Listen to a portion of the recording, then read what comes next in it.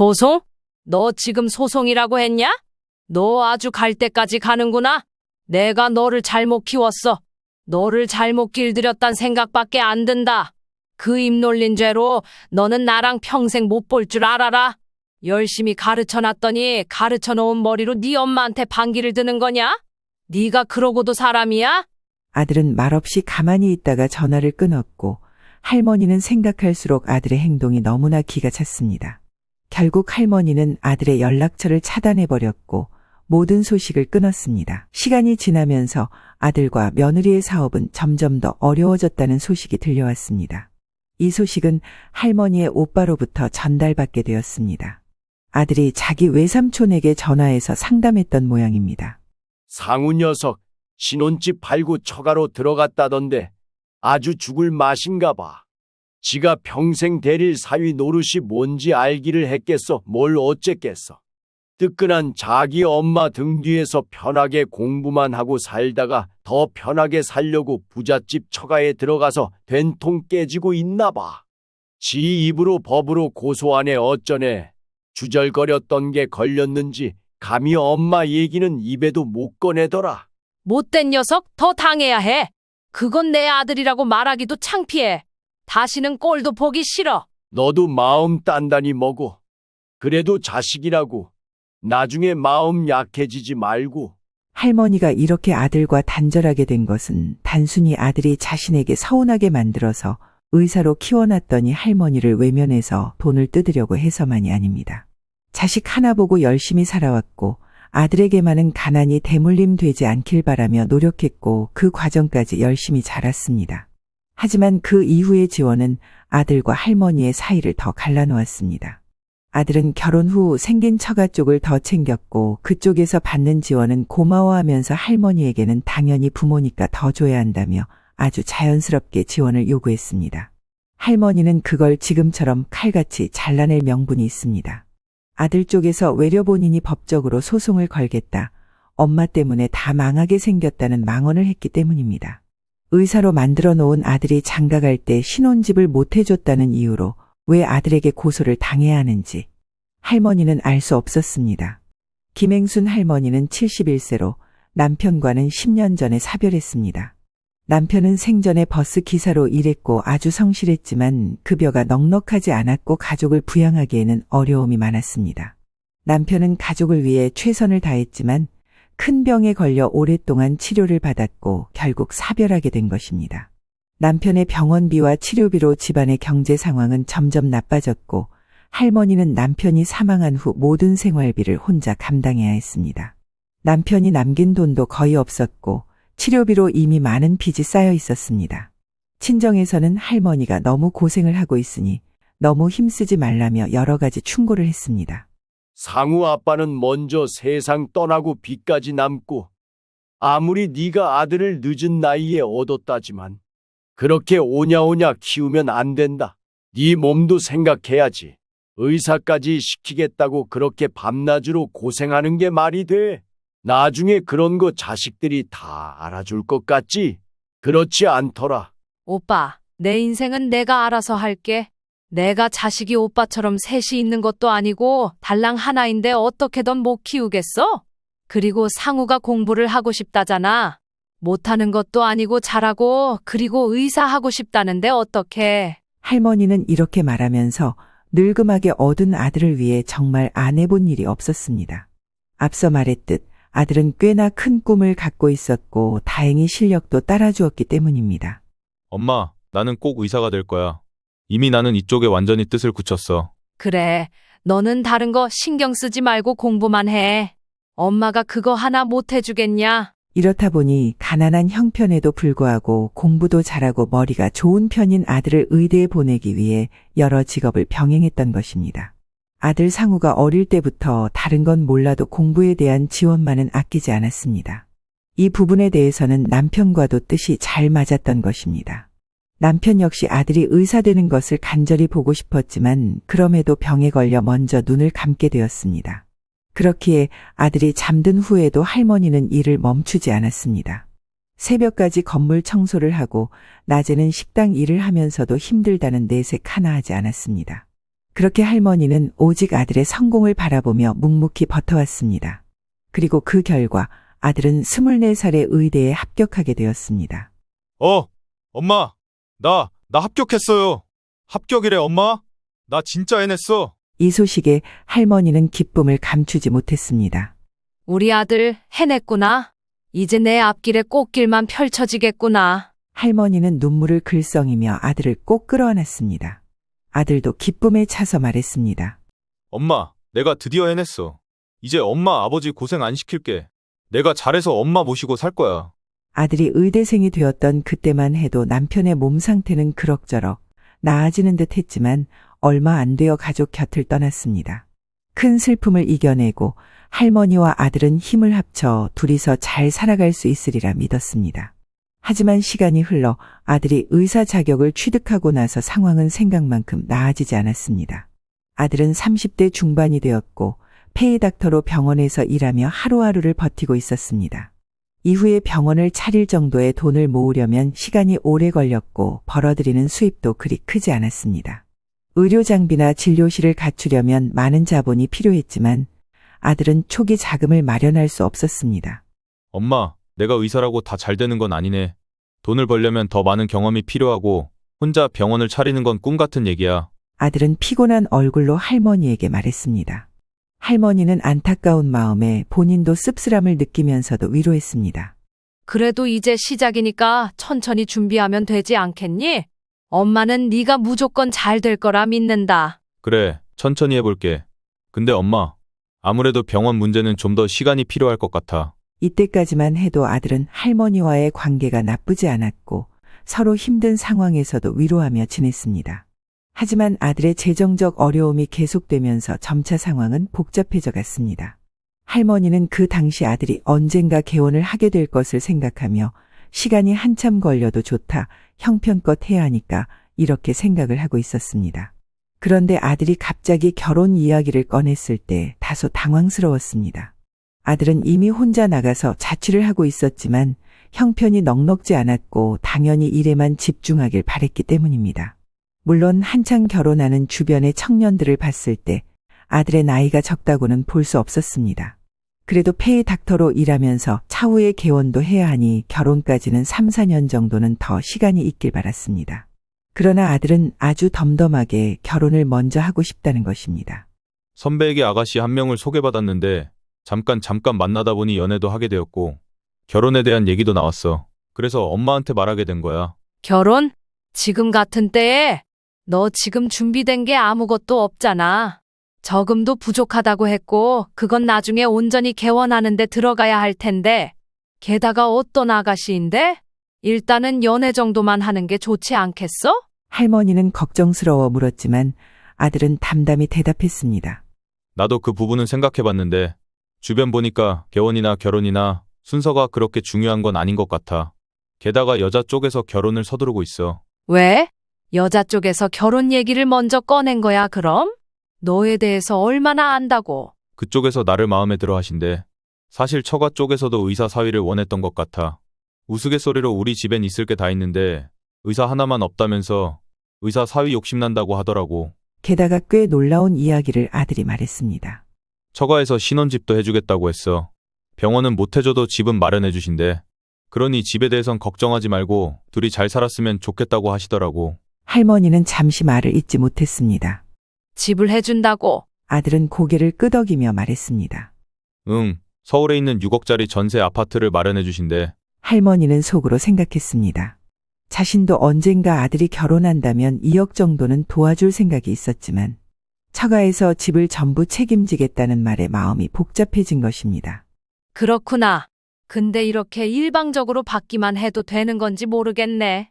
그쪽에서 너를 엄청 마음에 들어 했던 것 같긴 한데 그래도 결혼은 신중한 거야. 그럼에도 아들은 아주 확신에 차 있었고 이미 결혼 준비를 예비 며느리와 이것저것 해나가고 있었습니다. 예전부터 뭔가를 결정하면 밀고 나가는 경향이 있었고 의사가 되겠다는 것 역시 똑같은 결심에서 출발했던 아들입니다. 그러니 이 결혼 역시 아들의 뜻대로 가겠다는 생각이 들었습니다. 며느리감도 얼마 지나지 않아 인사를 왔습니다. 깔끔한 인상의 말도 무난했고 할머니는 며느리를 반가운 마음으로 맞이했습니다. 그 후로 상견례 날짜가 잡히면서 일사천리로 결혼 준비가 진행되었습니다.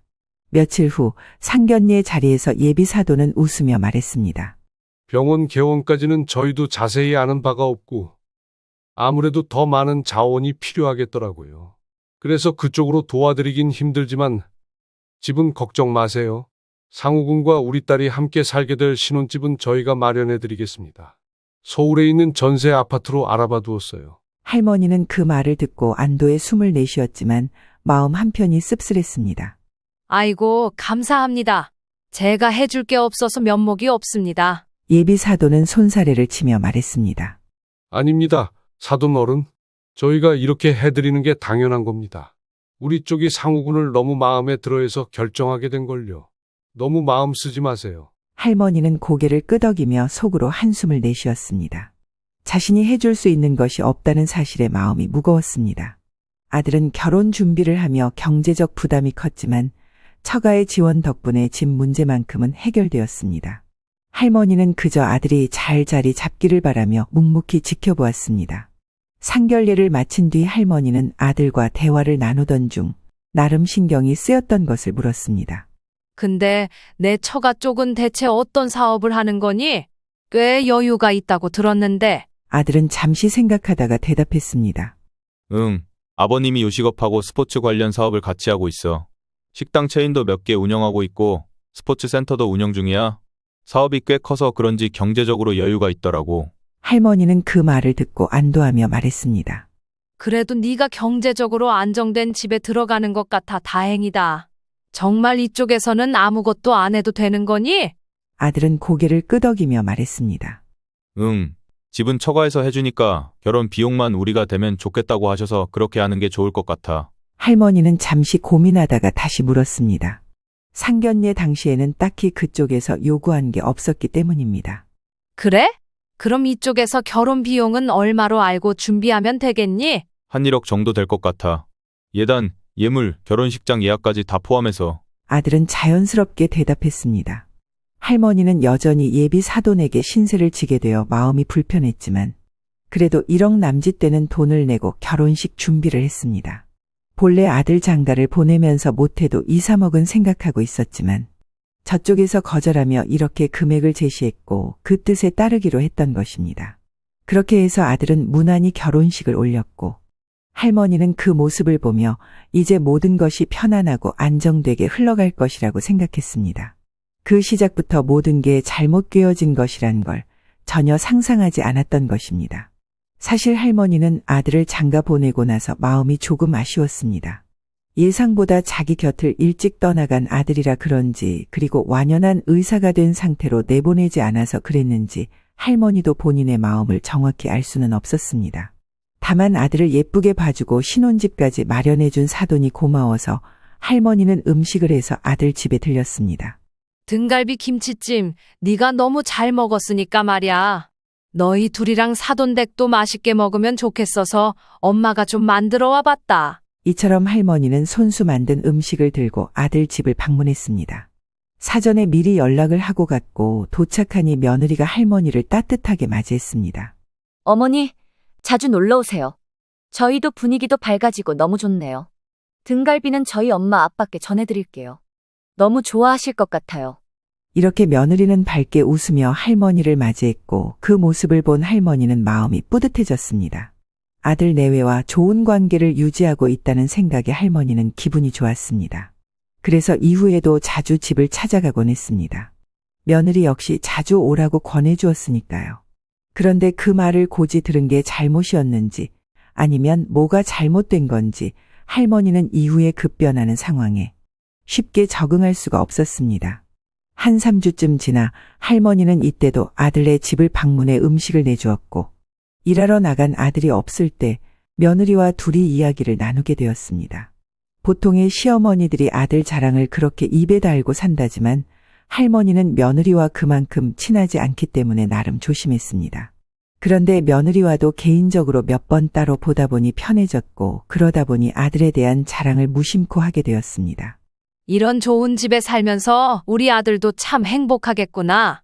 사돈께도 고맙고 아들 곧 자리 잡으면 더 안정되겠지. 며느리 너가 많이 도와줬으면 좋겠다. 할머니는 정말 순수한 마음에서 한 말이었습니다. 여러모로 사돈댁에 대한 고마움을 표현하려는 뜻이기도 했습니다. 그런데 며느리의 표정이 순간 굳어지는 것을 느낀 할머니는 당황했습니다. 며느리는 차가운 목소리로 대답했습니다. 네, 어머니. 그 말씀도 맞는데요. 그런데 이 사람이 아무리 의사라지만 아시잖아요, 어머니. 페이닥터라 정식으로 자기 병원을 갖고 있고 그만한 재력이 있는 건 아니죠. 저희 엄마 아빠가 어디까지나 좋은 마음으로 저 때문에 받아주신 거지? 저희가 어디 꿀릴 건 없어요. 응? 꼴리다니. 나는 그런 뜻으로 말한 건 전혀 아니다. 네, 무슨 말씀인지 알겠지만 글쎄요. 제가 남편에게 어떤 걸 더 도와줘야 하는지 모르겠어서요. 저도 직장 다니고 있고 이 사람은 이 사람대로 자기 할 일 열심히 하면 돼요. 게다가 요즘 세상에 남자가 해올집을 여자 쪽에서 해주는 건 흔치 않잖아요. 저는 이미 충분히 남에게 할 만큼 다 해준 것 같아요. 할머니는 며느리의 차가운 반응에 순간 무안해졌습니다. 방금 전까지 웃으면서 차를 마시고 이야기를 나눴는데 아들 조금 신경 써달라는 말 한마디에 이렇게까지 불쾌해할 줄은 몰랐기 때문입니다. 며느리의 태도가 갑자기 변한 것을 느낀 할머니는 그때부터 신경이 쓰이기 시작했습니다. 언니, 내가 며느리한테 실수를 했나 봐. 잘 이해가 안 가지만 아까 며느리 표정 보니까 내가 좀 오지랖을 부렸나 봐. 할머니는 다른 일로 올케 언니와 통화하다가 일찍이 시집장가를 간 자식들을 둔 언니에게 이야기를 전했습니다. 하지만 언니는 듣고 매우 기분이 상한 것 같았습니다. 아니, 고작 그 한마디가 뭘 잘못이래요? 시어머니가 그런 말할 수도 있는 거지. 매일 쫓아다니면서 우리 아들한테 잘하라고 며느리 괴롭힌 것도 아니고 음식까지 해다 주면서 한마디 했는데 그걸 그렇게 쏘아붙인대요. 에휴, 아니야, 언니. 그래도 둘이 좋아서 잘 지내는데 내가 쓸데없는 얘기를 했던 것 같아. 아가씨가 상호 장가 보내고 싶어서 보낸 것도 아니고 지들이 억지 써서 집까지 사줘가며 데려가 놓고 왜 갑자기 그렇게 콧대 높게 나온대요. 이제 와서 말이지만 아가씨, 나도 상호를 조카가 아니라 정말 내 아들 같은 입장에서 보자면 나중에 저렇게 처가에서 말 나올 수도 있는데 너무 성급하게 결혼한 것 같아요. 아이고, 언니, 뭔 소리래요? 그런 얘기까지 할 건 아니에요. 내가 괜히 부산스럽게 군 거 맞아요. 할머니는 얼른 전화를 끊었고 이때만 해도 정말 본인이 잘못 입을 놀렸다고 생각하고 있었습니다. 그래, 이러나 저러나 그냥 둘이 잘 살게 둬야지.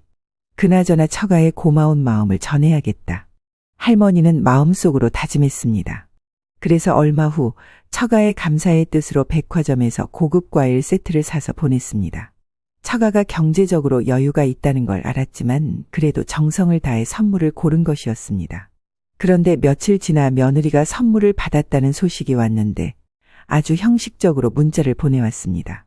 그 문자 안에는 단지 감사합니다라는 5글자만 적혀 있을 뿐이었습니다. 예전처럼 따뜻한 말이나 반가운 인사는 전혀 없었습니다. 할머니는 며느리의 그런 반응에 마음이 조금 불편해졌습니다. 며칠 후 아들마저도 할머니에게 전화를 걸어 말을 꺼냈습니다. 엄마가 처가댁에 선물 보냈다며? 나한테 말이라도 하고 묻고 보내지 그랬어. 우리 먹으라고 다시 주시더라고. 마음은 고맙다고 하시는데 저분들 맨날 고급 과일만 드시는 분들이야. 백화점에서 사신 거 맞지? 설마 과일 도매시장 같은 데서 산 건 아니지? 상태를 보니까 나도 좀 민망해져서 말이야. 할머니는 그 말을 듣고 몹시 황당했습니다. 뭐야? 니네한테 다시 주셨다고? 아니, 사람이 선물을 보냈는데 사위네 집에서 보낸 거 알면서 그걸 니들 먹으라고 주시는 건 뭐라니? 그리고 엄마 좋은 데서 사서 보냈어? 백화점에서 산 거라고? 상태가 왜? 아니야, 엄마. 신경 쓰지 마. 내가 괜한 말을 했네. 아무튼 처가 쪽 일은 내가 알아서 하게 그냥 둬요. 할머니는 몹시 당황스러웠습니다. 나름 20만 원대의 과일 세트를 눈으로 확인하고 사서 보냈는데 뭐가 그들 마음에 안 맞았던 건지 게다가 상견례 때는 한없이 여유 있고 선한 사람들처럼 보였는데 뒤에서는 저렇게 선물을 돌려보냈다니 왠지 할머니는 뒤통수를 맞은 기분이 들었습니다. 게다가 아들 역시 그쪽의 역성을 들어주고 있으니 할머니는 묘하게 이들 가운데에서 혼자 어울리지 못하는 느낌을 받았습니다. 왠지 모르게 점점 자신이 아들과 며느리 사이에서 멀어지고 있음을 느꼈고 마음속으로 서서히 위축되었습니다. 그러다 보니 안 그래도 아들을 장가 보내고 마음이 허하던 차에 다소 조급한 마음이 들었던 할머니는 이후로 아들네 집에 들르기 위해 몇 번이고 연락을 시도했습니다. 하지만 며느리는 전화를 받지 않았고 아들도 바쁘다는 이유로 연락이 닿지 않았습니다. 처음엔 할머니는 애들이 바쁜가 보다며 큰 의미를 두지 않으려 했습니다.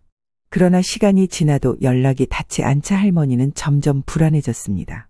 그래도 일이 많아 바쁘겠지라는 생각에 더 이상 들르지 못하고 기다리기로 했습니다. 그러던 어느 날 아들에게서 전화가 왔습니다. 엄마, 요즘 바빠서 연락을 못 드렸네. 장인어른이 몸이 많이 안 좋으셔서 요즘 신경 쓸 일이 많아.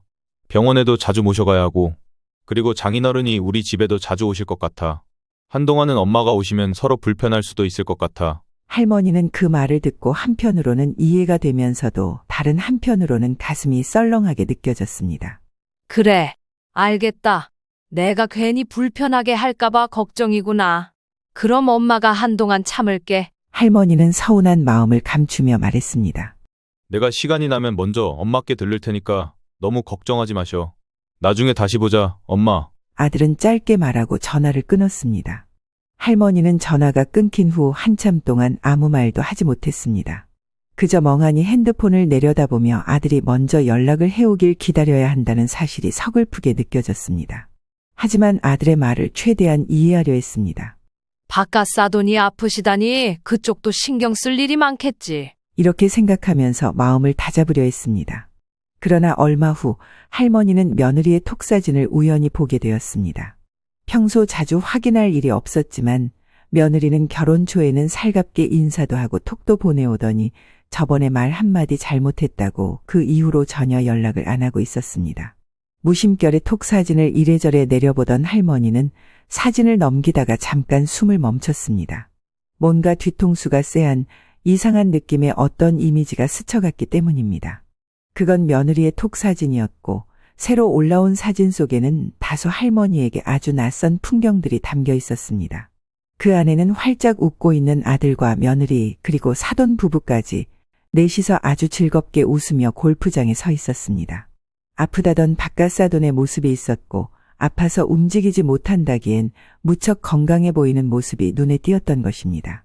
오래전 사진이라 하기에는 아들 부부가 결혼한 지 얼마 되지도 않았고 며느리가 결혼 직후 머리카락을 짧게 잘랐기에 단번에 봐도 그게 최근 사진임을 알 수 있었습니다. 할머니는 한참 동안 그 사진을 바라보며 눈을 뗄 수 없었습니다.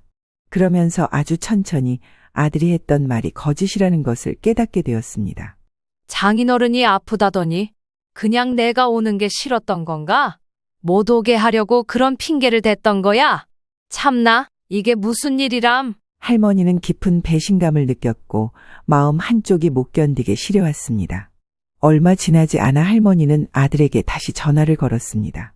마음속에서는 불안감과 서운함이 뒤섞인 채로 엉망이었지만 그래도 아들의 입장을 듣고 싶었습니다. 여보세요, 엄마. 무슨 일이야? 아들이 전화를 받자마자 물었고 할머니도 단도직입적으로 물었습니다. 너 말이야, 바깥 싸돈이 아프시다며? 그런데 가족들끼리 골프장도 돌고 여기저기 잘 다니나 보다. 할머니의 목소리는 떨리고 있었습니다. 엄마, 그게 무슨 말이야? 아들은 당황한 기색이 역력했습니다. 네가 나한테 했던 말 그대로 묻는 거 아니냐? 나더러 네 장인이 아프다며. 그래서 한동안 집에 오지 않았으면 좋겠다며? 근데 좀 전에 네 마누라 톡 사진을 보니 오늘인지 언젠지 모르겠다만 아무튼 바깥 사돈은 아주 건강해 보이시던데 혹시 너 내가 집에 오는 게 불편해서 그러니? 그래서 굳이 그런 말을 한 거야? 할머니는 참아왔던 서운함을 터뜨렸습니다. 아들은 한참 말을 잇지 못했고 몇 번이나 한숨을 쉬며 침묵에 빠져 있었습니다. 그러다 겨우 입을 연 게 고작 이 몇 마디였습니다. 엄마, 그게 상황이 좀 복잡했어. 내가 다 설명할게, 나중에. 그러나 할머니는 아들의 변명 같은 말을 더 이상 듣고 싶지 않았습니다. 뭘 나중에 얘기해? 그렇게까지 설명하고 길게 끌고 갈 얘기야? 아니면 아니다, 기면 기다 하고 할 얘기지. 됐어. 네가 엄마한테 거짓말한 건 사실이니까 엄마도 조금 실망스러워. 그런 얘기 정도는 나도 너한테 해도 되지 않겠어? 할머니는 그렇게 말하고는 전화를 끊어버렸습니다. 그날 밤 할머니는 잠들 수 없었습니다. 아들이 자신에게 거짓말을 했다는 것은 그만큼 아들이 할머니를 귀찮아하고 부담스럽게 여긴다는 것 같아서 가슴이 답답했습니다. 차라리 며느리가 그랬다면 남이니까 조금은 당연하게 여겼을까요? 아들이 나서서 할머니한테 그렇게 둘러댄 게 몹시 속상했습니다. 이후로 몇 번 아들에게 부재중 전화가 왔지만 할머니는 서운한 마음에 받지 않았습니다. 그런데 계속 이렇게 속상한 내색을 할 수 없었던 것이 며칠 후 아들의 생일이 찾아왔던 것입니다. 아무리 그래도 귀하고 소중한 아들이고 앞에 일을 생각하면 너무 속상하고 마음이 안 좋지만 다른 날도 아니고 생일이니 아들을 챙기기로 마음먹었습니다.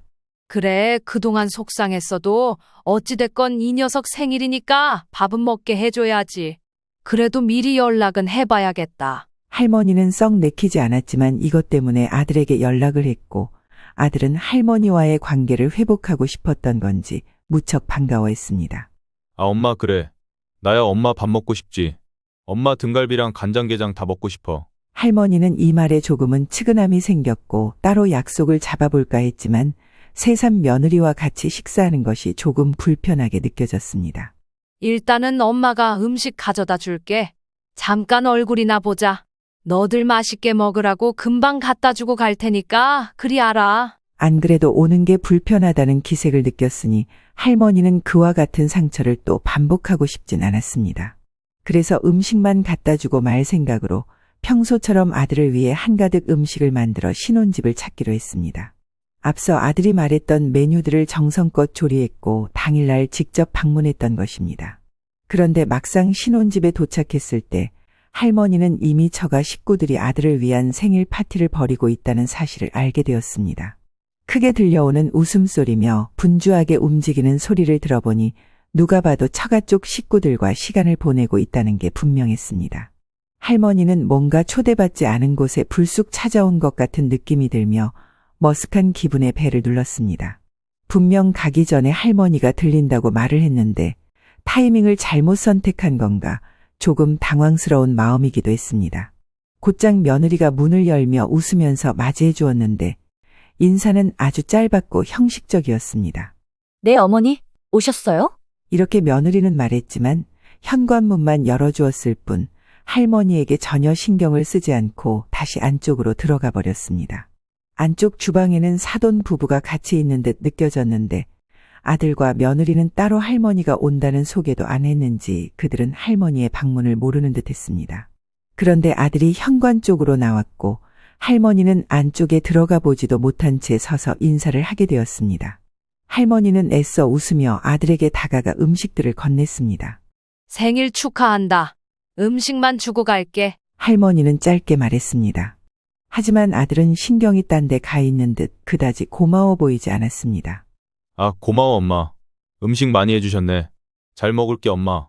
아참, 나 지금 저기 안에 어른들 와 계셔서 멀리는 못 나가요. 저기 사업하시는 작은 아버님까지 오셨거든. 그러면서 아들은 음식을 가지고 주방 쪽에 서 있는 며느리에게 전달했고 며느리는 그 음식을 받자마자 바닥에 내려두었습니다.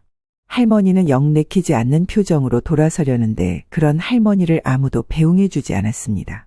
느리게 신발을 고쳐 신는 동안 안쪽에서 처가 식구들과 즐겁게 웃고 떠드는 아들의 목소리를 들으며 할머니는 자신이 완전히 소외되었다는 사실을 실감했습니다. 돌아가는 길 내내 할머니는 아무 말도 할 수 없었습니다. 마음은 무겁게 가라앉았고 눈물이 나올 것 같았지만 끝내 참았습니다. 그러나 버스를 타고 집에 와서 할머니는 심장이 쿵쿵 뛰는 것을 참을 수 없었습니다. 그간에 사소하게 쌓였던 감정들이 밀려왔고 대체 며느리는 왜 할머니한테 그런 식으로 대접을 하고 내보내는 건지 할머니가 방문하는 걸 알고 있으면서도 대충 내보냈던 아들까지 모든 것에 화가 치밀었습니다. 결국 할머니는 다시 아들에게 전화를 걸었는데 아들이 바쁜지 며느리가 전화를 받았습니다. 아, 어머니세요? 이 사람 지금 잠깐 차로 모셔다 드리러 나가서 핸드폰을 두고 나갔어요. 전화하라고 할게요. 그렇게 말하며 끊어버리려는데 할머니는 다급히 붙잡고 소리 질렀습니다. 아니다. 나 너랑도 할 말 있다. 너 말이야. 내가 정말 계속 참으려고 했지만 안 되겠다. 대체 아까 그 태도가 뭐냐? 너희 가족들이 네 남편 생일 축하해 주신 건 고맙다. 하지만 내가 정성껏 준비해간 미역국과 음식을 받자마자 바닥에 내려놓고 니네 어른들한테 소개도 안 시키고 인사도 안 하더라. 명색이 시어머니인데 네가 나를 너무 우습게 보는 것 같아. 할머니는 억눌렸던 감정이 터져나오듯 서운함을 쏟아냈습니다. 그러나 며느리는 전혀 사과할 생각이 없었습니다. 오히려 반발하며 말했습니다. 제가 뭘요?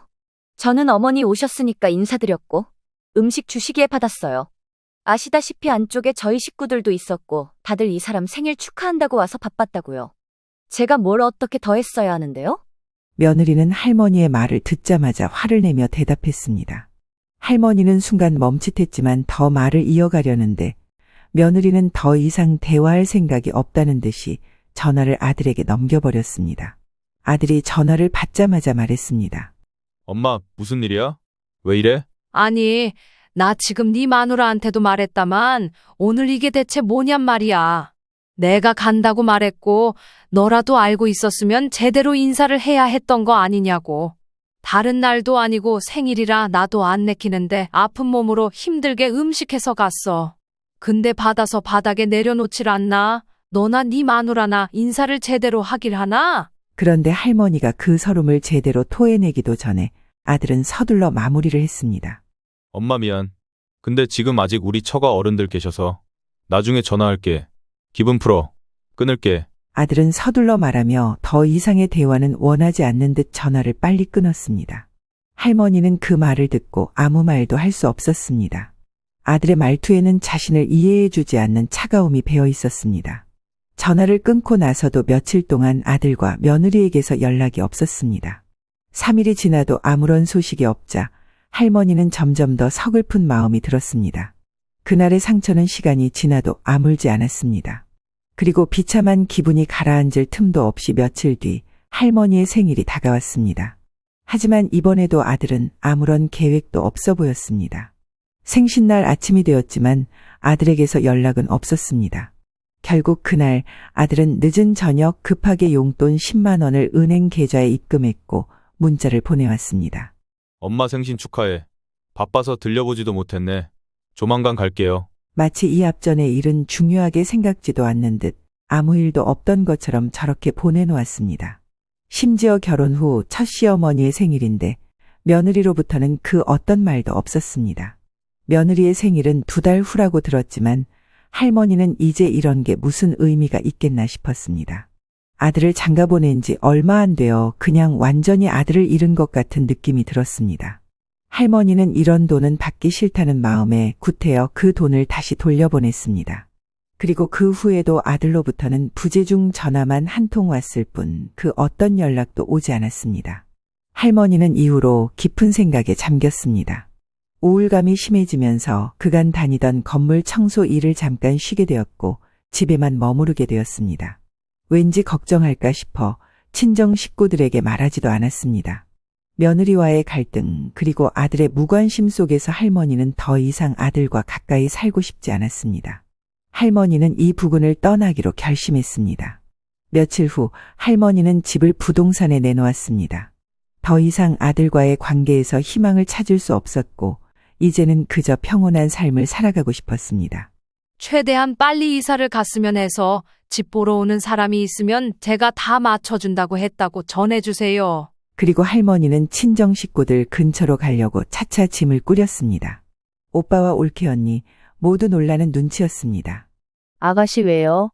상호 근처 살다가 왜 내려오는 거야? 어디 몸이라도 안 좋아요? 몸도 안 좋고 다 안 좋아서 내려가서 쉬고 싶네요, 언니. 그간 부모 노릇도 열심히 했고 이제 그만해도 될 것 같아요. 상우는 알아서 잘 살겠죠. 아가씨 상우랑 무슨 일이 있던 건 아니죠? 그 물음에 할머니는 더 대답을 하지 않았고 그저 얼른 환경을 바꾸겠다고 다짐을 했습니다. 당연히 이사를 갈 거란 사실도 아들에게 알리지 않았고 그간의 서름과 괘씸함이 너무 컸기에 아들과 한동안은 연락을 끊고 싶었습니다. 할머니도 급히 집을 내놓은 것이다 보니 바로 나가지는 않았고 잠깐 친정을 오가며 살 집을 봐두고 있었습니다. 그런데 이쯤에 아들로부터 전화가 왔습니다. 무슨 일인가 싶어 받았지만 아들의 첫마디는 충격적이었습니다. 엄마, 돈 좀 마련해 줄 수 있어? 아들은 아무렇지 않게 말했습니다. 할머니는 당황한 채로 물었습니다. 뭐? 너는 대뜸 전화해서 무슨 돈 얘기야? 나더러 무슨 돈을 달라는 거야? 그러자 아들은 차분한 목소리로 대답했습니다. 다른 건 아니고 이건 내가 전부터 얘기하려고 했는데 그간 바빠서 말을 못했어.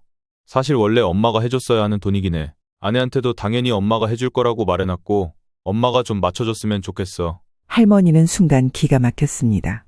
무슨 말이냐?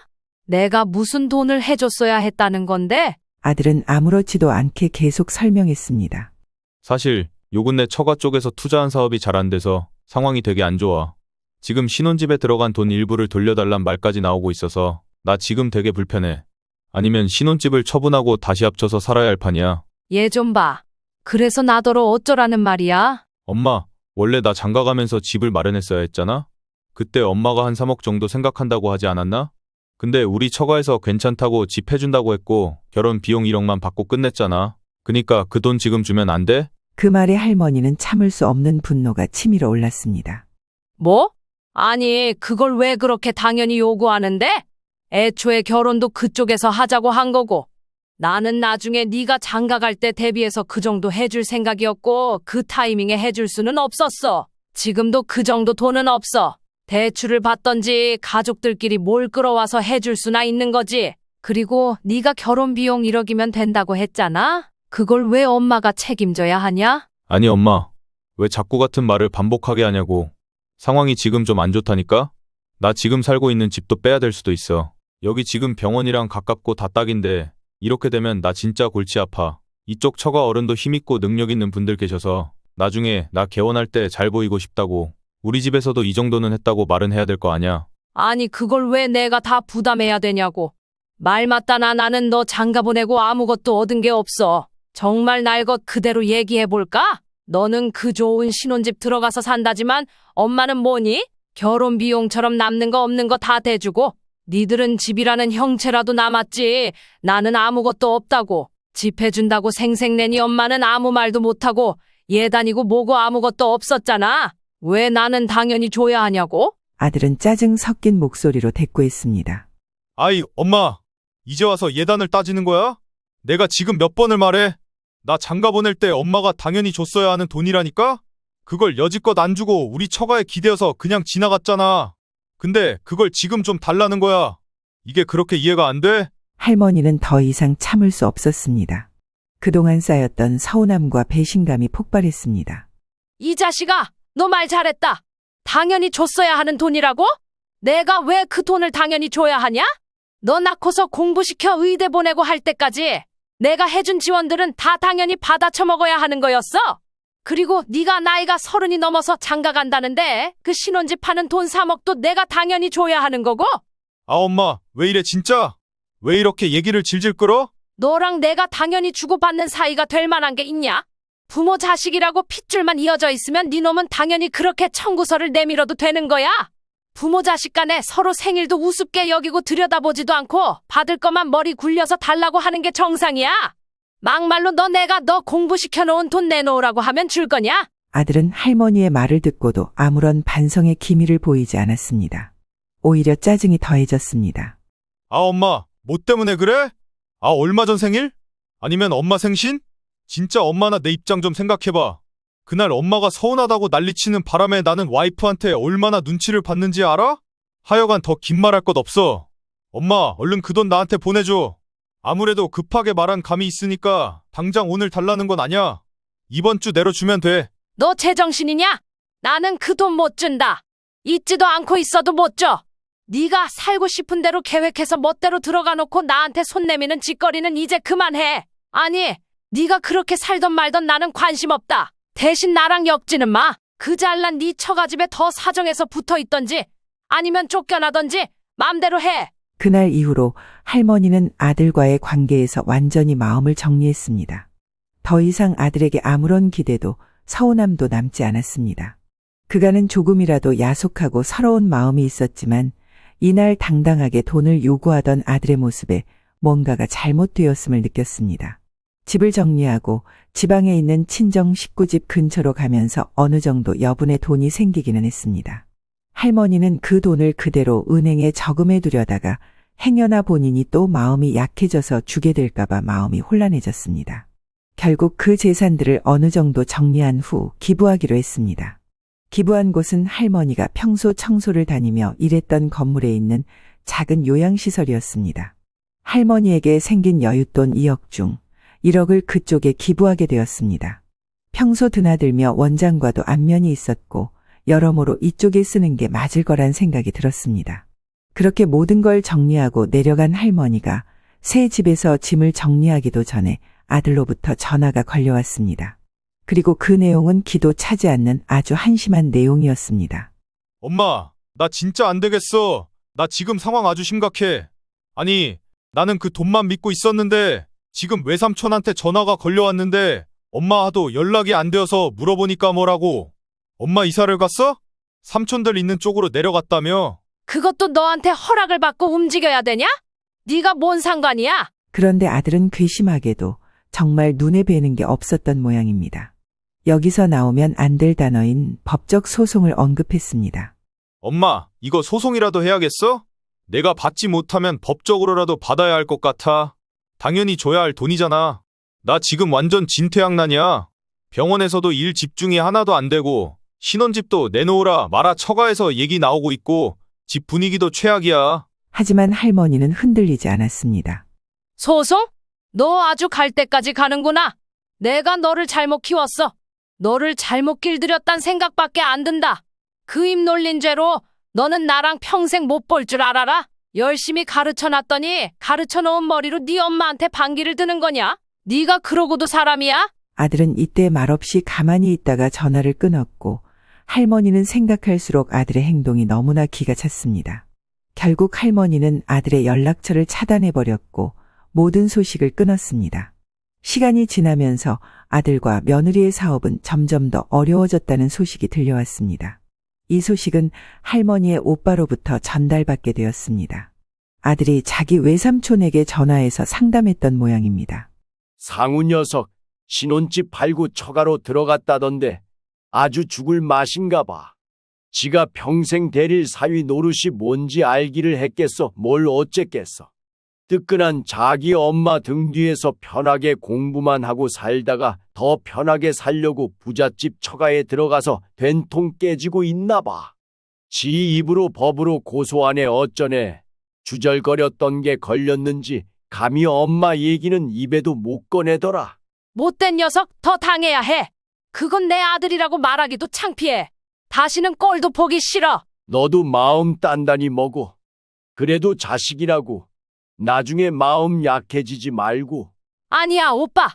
나는 그 녀석을 의사로 만드는데 힘을 다했어? 그냥 거기서 끝난 줄 알고 그 녀석 자취한다고 나갔을 때 그 뒤로는 모든 지원을 끊었어야 했어. 장가 보내주고 이후로도 연락하고 들여다봤더니 나를 더 못 뜯어내서 안달이잖아. 내가 만약 그 3억을 줬으면 그 녀석이 내 노후를 돌봤을까? 장가 간 지 1년도 안 되어 그 집 식구처럼 살며 나를 문전박대했어. 그걸로 충분해. 나는 그 녀석이랑 안 보고 살 거야. 이로써 할머니는 아들과의 관계를 완전히 차단시켰고 작은 일이라도 자신을 들여다봐주고 신경 써주는 친정 식구들과 소박하게 살아가기로 마음먹었습니다.